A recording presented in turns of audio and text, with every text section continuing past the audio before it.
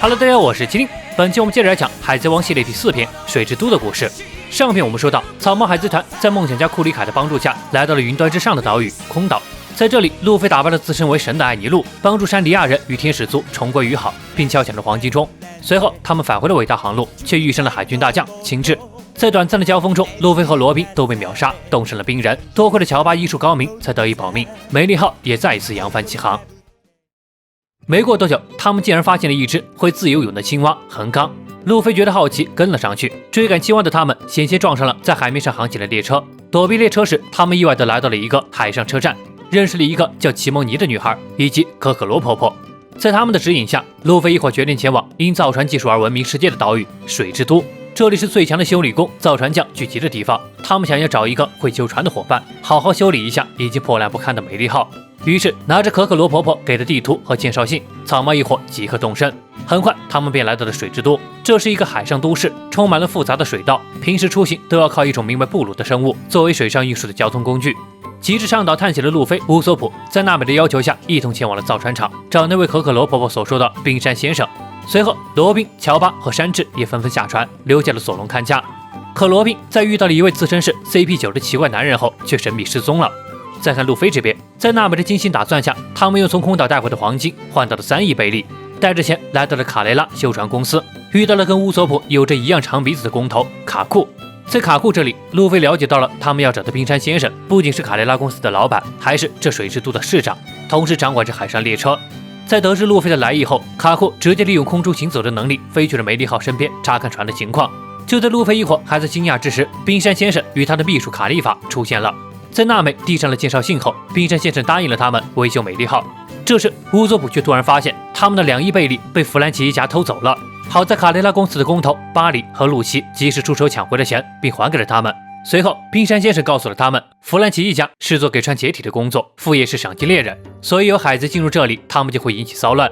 接着便带领他们去参观1号船坞，但弗兰奇一家并没有放弃这么多钱，他们也偷偷的前进了1号船坞，找准时机把乌索普和2亿贝利一同带走了。娜美和路飞并没有发现，因为卡库回到了船坞，告诉他们梅利号的龙骨已经断了，就算是凭借他们的手艺也修不好梅利号。人经历风浪是会变得更强，但是船不一样，积累的只有伤痛。冰山先生只能建议他们放弃梅利号，重新购买一艘新船。可是，在草帽一伙心中，从可雅送上这艘船开始，梅利号就已经是他们的伙伴，轻易的舍弃伙伴，他们怎么能做呢？这时，政府人员突然前来找冰山先生，他们的谈话也就此打断。娜美和路飞才发现，他们的2亿贝利已经被偷走了。路飞二话不说，直接冲了出去，而娜美却在街边发现了乌索普满身是伤，钱也被抢走了。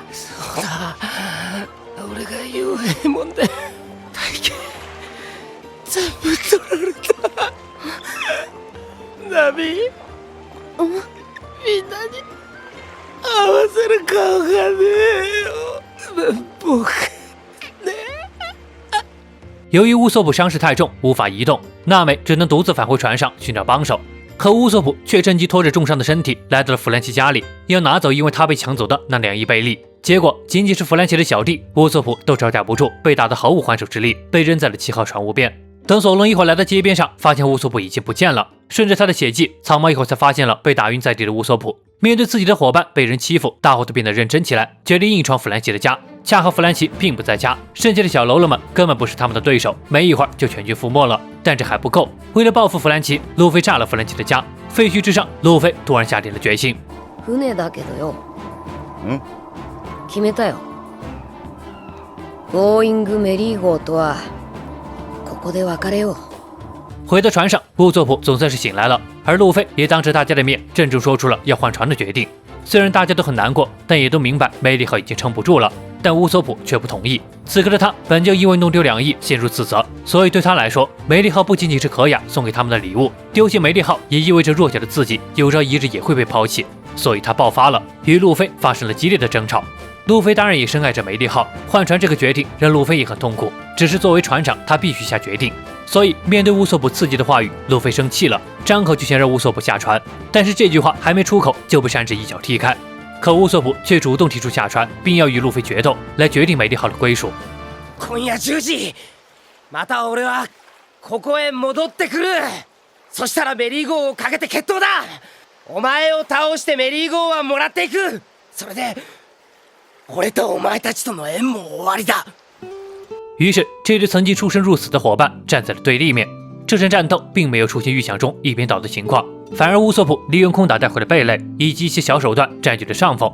随后，更是用烟贝释放了大量瓦斯，并放出了火焰弹，让路飞在爆炸中倒下了。就在这时，美丽号似乎也流下了眼泪。面对先前的这些招数，路飞丝毫没有还手，仿佛在让乌索普出气。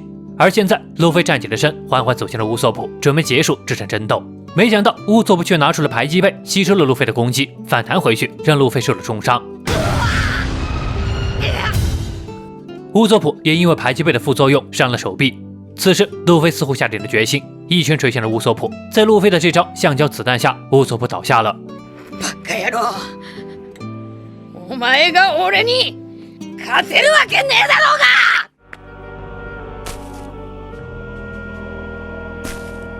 メリーゴはお前の好きにしろよ。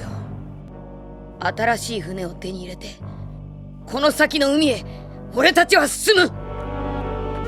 じゃあな、ウソップ。今まで楽しかった。看到路飞如此难过，索隆告诉了路飞：“迷うな。お前がフラフラしてやがったら、俺たちは誰を信じりゃいいんだよ。”接着，乔巴给乌索普留下了药品，路飞也久违的流下了眼泪。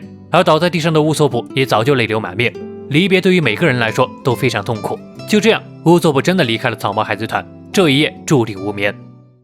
第二天，他们得知冰山先生竟然被人在自家枪击，被人发现时倒在血泊中一直昏迷不醒。路飞和娜美急着要赶去看看冰山先生，却在1号船坞碰见了弗兰奇。他刚得知自己的家被炸毁的消息，便来找路飞报仇。路飞也早就想给乌索普报仇，于是双方大打出手。弗兰奇是一个改造人，不仅会喷火，身体里还藏着各种武器，比如大炮，动力来源为可乐。两人你来我往，不分高下。此时，另一边的冰山先生也醒了过来，说出了一个惊人的事实：袭击他的凶手竟然是罗宾。草帽海贼团也因此在水之都被通缉。在得知路飞和弗兰奇在1号船坞决斗的事情后，卡雷拉公司的员工出动，要抓回路飞问罪。面对工头们的指控，路飞自然是不接受，想要当面质问冰山先生，但工头们怎么可能答应？面对追击，路飞无奈下只能先带着娜美赶紧逃跑，想办法先跟大家会合。而弗兰奇这边因为对决被打断，他来到酒馆给自己添足了可乐燃料，要再去找路飞报仇。然而在这里，他碰到了可可罗婆婆。婆婆告诉了弗兰奇，袭击冰山先生的说不定另有其人，很可能是世界政府的一个秘密特工组织 CP9 所为。传闻他们从事着各种秘密活动，不知不觉间把人干掉。而另一边，罗宾正在和神秘人交谈，他们商量今晚再一次前往冰山先生家里寻找他们想要的东西。而正巧1年光临一次的水之诸神，也就是海啸即将来临，整个城市的居民都在加固了自己的房屋后，前往各个船坞避难，街上的人是越来越少。一直没有露面的山治和乔巴赶在海啸来临前又要找出罗宾的下落。这时，乔巴闻到了罗宾的气息，一路追了过去。罗宾终于出现了，可这一次前来，他是为了告别。私にはあなたたちの知らない闇がある。闇はいつかあなたたちを滅ぼす。他想用这种方式逼草帽一伙离开水之都，所以任凭山治和乔巴怎么呼喊，罗宾仍是没有回头，消失在长廊里。为了寻找罗宾转变的原因，山治决定去寻找线索，让乔巴回去给大家汇报情况。没过多久，草帽一伙总算是集结完毕。听了乔巴的话，大家推测出了今晚罗宾还会去找冰山先生。罗宾到底是敌是友？他们决定去卡雷拉公司当面对质。当晚，水之诸神即将来临，天空灰蒙蒙一片。为了防止路飞前来伤害冰山先生，卡雷拉公司的职员全部出动，做好了万全准备。而此时，冰山先生单独请求工头巴里帮他去取回一件物品。可当巴里刚打开保险柜时，外面突然传来了爆炸的声音，正是 CP9 星度的信号。趁大家手忙脚乱赶着灭火时，罗宾和 CP9 成员纷纷闯入卡雷拉公司。两位 CP9 成员出现在巴里身后，打伤了巴里，并抢走了东西。可他们没想到，巴里只是诱饵，他手上的东西也是假的。就在此刻，路飞恰好冲进了这里。事态紧急下 ，CP9 也不想恋战，直接把路飞和巴里困住，便离开了。接着，罗宾和 CP9 的成员则通过门门果实的能力，直接来到了冰山先生的房间。门门果实能力者手所触碰的任何物体都会变成门，可以在任何地方开门，自由出入。随后，他开枪打伤了冰山先生的手臂。冰山先生这才明白了，这一切都是 CP9 的阴谋，他错怪了路飞一伙。可更让他诧异的是，摘下面具后的 CP9 成员竟然都是他身边的工头路奇、卡库和秘书卡利法，以及酒吧老板布努诺。被自己最亲的部下背叛，让冰山先生非常难过。他向罗宾透露自己有古代兵器冥王的设计图，冥王是远古时期在这个岛上制造的一艘战舰的名字。这个设计图也就是政府派 CP9 前来的最终目的。因为从巴里那儿得到的是假的设计图 ，CB9 开始逼迫冰山先生交出图纸。通过读心术，他们才了解到真正的冥王设计图并不在冰山先生手里，而是在弗兰奇身上。其实，冰山和弗兰奇曾经都是世界第一的造船工汤姆的徒弟。那时候的弗兰奇还叫做弗兰姆。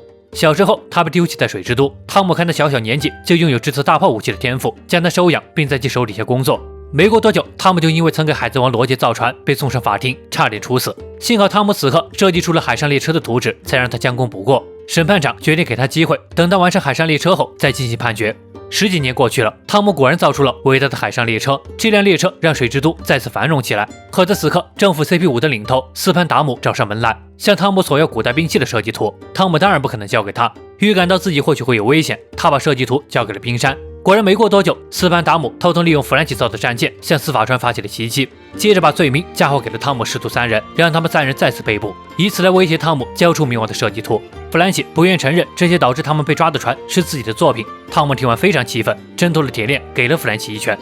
どんな船でも作り出すことに善も悪もねえんだ。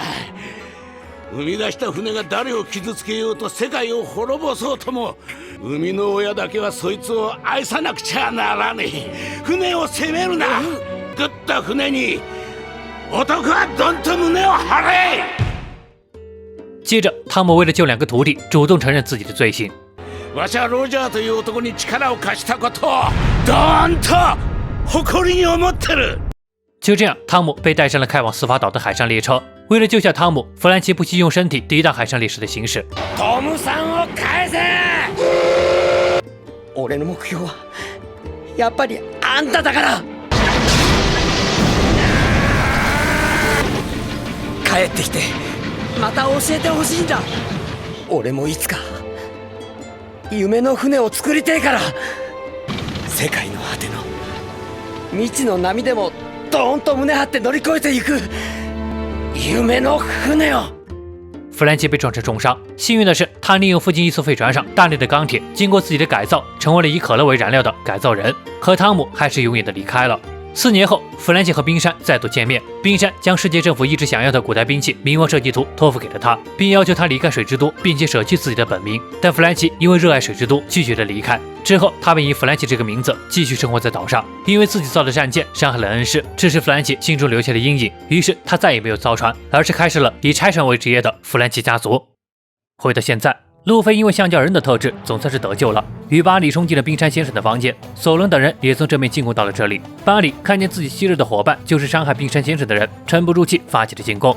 可洛奇仅一招纸枪就让他败下阵来。CP9 的所有人都会使用六式，除了让手指可以像子弹般贯穿人体的纸枪外，还有利用反作用力产生的爆炸性速度来移动的 T， 可以在空中行走的跃步，用踢腿卷起的真空气流所发出的斩击波来攻击对手的蓝角，让身体变得像铁一样硬的铁块，以及可以轻松躲开攻击的指挥。见巴里受伤，路飞也出手了，可因为铁块这招式，路奇毫发无损。接着又是一招纸枪，让路飞直接倒地，并扬言要放火烧了这里，消灭证据。路飞和索隆再次冲了上去，可又被路奇运用猫猫果实爆形态瞬间给秒杀了。草帽一伙质问罗宾背叛大家的原因，得到的回答是：私の願いを叶えるためよ。あなたたちと一緒にいても決して叶わない願いを。就这样 ，CP9 不费吹灰之力就带着罗宾离开了卡雷拉公司，并把一切污蔑为草帽海贼团所为。而 CP9 的下一站是去寻找弗兰奇手上的图纸。另一边，弗兰奇还是满脑子想着报仇。得到情报称乌索普独自留在梅利号上，便决定去抓住乌索普，引诱路飞出现。可却看到乌索普还在独自修理梅利号。本来想报仇的他，听到乌索普因为梅利号与路飞他们分道扬镳，弗兰奇很是感动，决定帮助他度过夜里的水之诸神。两人也握手言和。可对于梅利号，弗兰奇也劝乌索普放弃这艘船，因为这艘船真的不可能再修复了，唯一能做的就是帮乌索普把船解体。说着便准备动手。其实乌索普早就知道船的极限已经到了，只是当初在空岛他曾看到过船精灵，那是只有真心热爱船的船员才能看到的精灵。船精灵在夜里不仅修好了梅利号，还对乌索普说：大丈夫、もう少しみんなを運んであげる。所以在乌索普眼里，梅利号早就是自己的伙伴。就在此时 ，CP9 突然冲了进来，喊出了弗兰奇的本名，并且要他交出冰山给他的古代兵器设计图。弗兰奇自然不会交出图纸，没有意外被 CP9 轻松抓住，准备带回司法岛，并把梅利号扔进了即将迎来海啸的大海之中。另一边，卡雷拉公司的船匠们正在忙着灭火救冰山先生，由于风势太强，就在大伙快绝望时，乔巴背着冰山和巴里逃了出来。待冰山醒来后，他告诉了娜美罗宾背叛他们的真正原因，原来是因为 CP9 拥有着对草帽一伙发动一次屠魔令的权利。屠魔令是海军总部可以紧急召集5名中将、10艘军舰进行无差別毁灭攻击的行动。当年罗宾出生的奥哈拉岛就曾经历过屠魔令的洗礼，以现在草帽一伙的实力，根本無法与之抗衡。一度捨てた命もこんな私を信じてくれる仲間ができた。お前の願いってのは？私を除く麦わらの一味の6人が無事にこの島を出港すること。罗宾宁愿牺牲自己的性命，也要救下他们。知道真相后，娜美又一次有了干劲，赶紧叫醒受伤的乔巴，让他去找回其他伙伴，自己则是赶到车站，阻止罗宾搭上海上列车。而山治一片已经来到了车站，看到罗宾和 CP9 一起上了海上列车，顺带还看到了乌索普和弗兰奇被抓住，于是山治悄悄潜入。等娜美赶到车站时，列车已经出发了。不过他却收到了山治留下的纸条，一并留下的还有可以通话的电话虫。可路飞和索隆还是不知所踪。就在海啸来临之际，终于娜美发现了被卡住的路飞。ふざけてんじゃないわよ！こんな大事な時にあんたがグズグズしてる間にロビンが連れてかれちゃったじゃない！ロビンは私たちのために死ぬつもりなのよ！听到娜美的话，路飞的小宇宙爆发了，他硬生生的把2座楼房推开，拖着娜美来到了安全地方。此时，乔巴也带着夹在烟囱里的索隆来到这里，大伙开始商量该如何救下罗宾。他们想向巴里借船出海，可巴里直接拒绝了。这个天出海无疑是送死，能抵抗海啸的目前只有海上列车。于是，在可可罗婆婆和冰山的帮助下，草帽一伙得到了废弃的海上列车火箭人号。他们带上了弗兰奇的手下，还有卡雷拉公司的员工，一起朝着司法岛狂奔而去。即使曾经他们拳脚相交，但此刻面对共同的敌人，他们化敌为友。这时，巨大的海啸向列车袭来，路飞和索隆站在车头，释放了合体必杀技工程炮。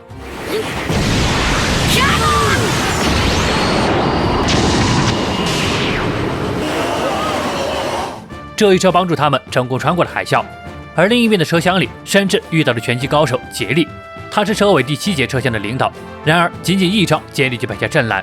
接着，山治像闯关一样，又破了第6节车厢，找到了乌索普和弗兰奇。可看到弗兰奇，山治一肚子火，3个人在车厢大吵了起来，引起了前一节车厢彭恩上校的注意。为此，他们偷偷爬上了车厢，用电话虫与娜美取得联系。山治也终于知道了罗宾离开的原因，决定大闹列车。弗兰奇深受感动，也决定搭把手。可乌索普已经退出了海贼团，于是碍于面子，他戴上了面具，并自称为狙击王，一块行动。接着，3人开始商量该如何进攻，因为车厢里棘手的家伙不少，不能硬闯。山治想了一计，他们先在末尾的第7节车厢露面，等海军看到后，进行了全列车通报增援。接着，乌索普把门封死，等彭恩把门切开时，山治他们早已经不见踪影。彭恩赶紧爬上车顶，果然发现3人在前排车厢搞鬼。等他发现中计，赶回去通报时，连接车厢的锁扣早已被打开。就这样，第6、7节车厢被分离开。这招调虎离山之计，直接消灭了敌人50人的战力。他们继续向前进攻，先是弗兰奇轻松解决了第5车厢的小喽啰，接着他们在第4节车厢遇到了用鼻孔做面的厨师，他轻松躲过了弗兰奇和山治的进攻。为了不耽搁时间，山治让弗兰奇和乌索普继续前进，自己留下了应敌。厨师因为小看山治，被一脚踢飞，随后竟然用面条做出了盔甲。但山治的脚踢到盔甲后，竟然陷在里面拔不出来，被重击在地。山治索性拿起了菜刀，双手齐上，切断了厨师的拉面。但厨师并没有认输，拿出了带有剧毒的菜刀，并侮辱了罗宾。被激怒的山治一脚给踢到了第2车厢。而此刻的乌索普从外部来到了第1车厢，找到了罗宾，想要偷偷带走罗宾，避免冲突。可屠魔令对于罗宾来说太过恐怖，他能想象到美丽号因屠魔令被毁的场景，所以还是拒绝了乌索普，让乌索普是又急又气。仲間の犠牲の上に生かされて、あいつらが喜ぶとでも思ってんのか？お前が一味を抜けた理由を知った以上、あいつらは地獄の底まで追いかけて、お前の敵をぶちのめすぞ！另一边，弗兰奇爬上车顶，想要绕过车厢，却碰到第3车厢 CP9 的新人海右奈洛。弗兰奇是铁做的，一般的攻击对他无效，而奈洛又速度极快，就这样两边打得难解难分。可打着打着，奈洛发现了弗兰奇的弱点，他因为够不着而无法改造的后背，这一次的攻击奏效了。随后，弗兰奇变成了类似半人马的物种，用4条腿锁住了奈洛，用终极铁拳一击爆头。巧合的是，他也落在了第2车厢。坐在第2车厢的 CP9 总算是坐不住了，双方即将展开大战。这时，罗宾和乌索普走了进来。在罗宾表示自己不愿意离开后，乌索普强行掳走罗宾，3人快速逃离了车厢。在他们以为顺利逃走时，卡利法拉住了车厢，弗兰奇冲了出去，再次用墙壁推走了车厢，给山治他们争取了一点时间。然而他自己却被抓住，而且时间上根本不够。布鲁诺用门门果实的力量回到了山治他们的车厢，不费吹灰之力就解决了山治和乌索普，将罗宾给带走了。回到路飞这边，一路的飞驰后，路飞终于看见前面有列车出现，全员做好了战斗准备。结果出现的只是因为山治而分离的那节车厢。没花多少功夫，他们便解决了所有人，可其中却没有彭恩。此刻的彭恩因为自责，在沿着海上列车的轨道奔跑，下定决心一定要追上列车。就这样，他与极速时代的火箭人号相遇了。仅用了一招，彭恩的剑就被索隆斩断，消失在海面上。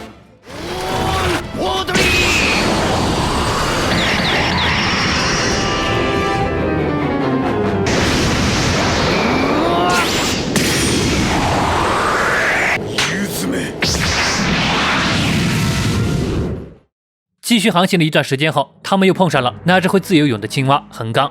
这家伙似乎是受到了弗兰奇的影响，总喜欢用身体拦截海上列车。被他这么一闹，让火箭人号偏离了轨道。横纲与汤姆师徒三人的关系一直很好，挑战海上列车也是想让自己变得更强，保护大家。在得知弗兰奇被抓后，横纲也加入了路飞一伙。不久后，路飞一伙便遇到了山治和乌索普所在的车厢。当然，明眼人都能认出狙击王就是乌索普，除了路飞和乔巴坚信他是来自狙击岛。既然大家在海上列车上没有这些罗宾，现如今唯一的办法便是勇闯司法岛。而此刻，另一边的 CP9 已经带着罗宾、弗兰奇抵达了司法岛。这是一座不会有夜晚的岛屿。被押到司法岛的人已经被认定为犯人，犯人会被押解着通过形同虚设的法院，最后到达正义之门。被押往司法岛的犯人从未有活着回来的，因为从正义之门出海后到达的地方只有两处，一处是拥有整个世界政府战斗力顶峰的海军本部，而另一处则是囚禁这个世界上无恶不作的囚犯的深海大监狱——推进城英佩尔顿。所以要想抢回罗宾，正义之门就是生死线。在这里 ，CP9 全员集合，除了此前出现的几位，还有狼人加布拉、鹦鹉猫头鹰、雄狮未娶，而曾经那位陷害汤姆的斯潘达姆成为了他们的首领。随后，卡库和卡里法分别吃下了长颈鹿果实和泡泡果实，变得更加强大。另一边，火箭人号也终于快要抵达司法岛。他们的计划是先由弗兰奇家族和船工打头阵，率先冲上司法岛，打开大门后让火箭人号进入。无论他们倒下多少人，草帽一伙都必须向前冲，因为能与 CP9 抗衡的只有草帽一伙。一场大战即将展开。到这里，《海贼王水之都》篇就已经告一段落了。本片可以说是全剧最为压抑的一篇。梅利号无法继续航行，罗宾失踪离队，乌索普也吵架离队，草帽一伙被诬陷，甚至还被 CP9 秒杀无数次。但是也不要担心，这只是接下来故事的铺垫和伏笔。即将到来的司法岛之战将会是本剧的一个小高潮。路飞一伙能否顺利打败实力强劲的 CP9，救出伙伴罗宾呢？那么喜欢本期视频的，别忘了关注和订阅哦。本期视频到这里就结束了，我是麒麟，我们下期见。